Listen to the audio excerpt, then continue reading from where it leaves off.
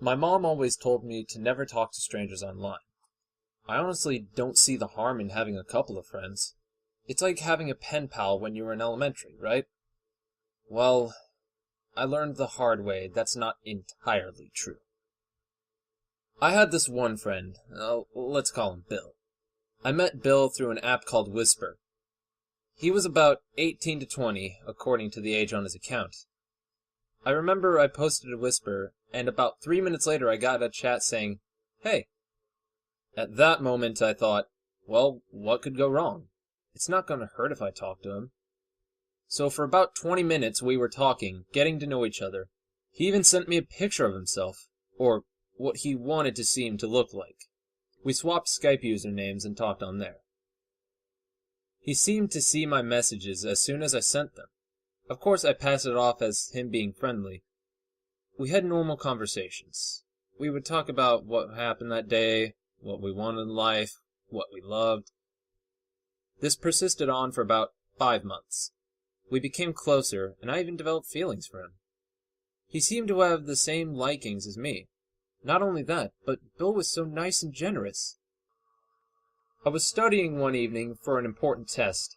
I turned my phone off so I could focus, but I didn't turn it back on for a few days, which was a mistake. Bill sent me a lot of messages. Each hour he would send one, each one getting odd and a bit unnerving. At first it was just him checking up on me. Then it started to turn into demands, such as, "You need to get on." At first I thought maybe he was just lonely. Then I read one of the messages that scared me. It made my stomach turn. The last message he sent said, "If you don't answer me, I will ruin your life." Now, I was personally afraid for myself, my family, and my friends. I couldn't sleep that night. I was too afraid. I blocked him and deleted Skype. What if he knew where I live? How could I have been so naive? I was afraid to tell my mother. I didn't want to disappoint her. It's been about a week since I blocked him. I still feel on edge about the whole situation, even if it all was over. I've been putting blankets over my curtains just in case. No matter what I did, I felt scared. I didn't want to eat. I couldn't sleep because I was so scared. It feels like eyes are watching me. Someone breathing down my neck. There's nothing to be afraid of. It's all over. I gasped and sat up. Someone's coming up the stairs. I hear the stairs creaking.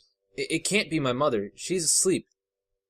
"Oh, Lincoln," a voice calls out to me. It can't be him. In that moment of time, I got up and silently walked to the doorway. I know it's idiotic to do that when I'm in danger. I peeked out of my room and saw a man, roughly 30, 35.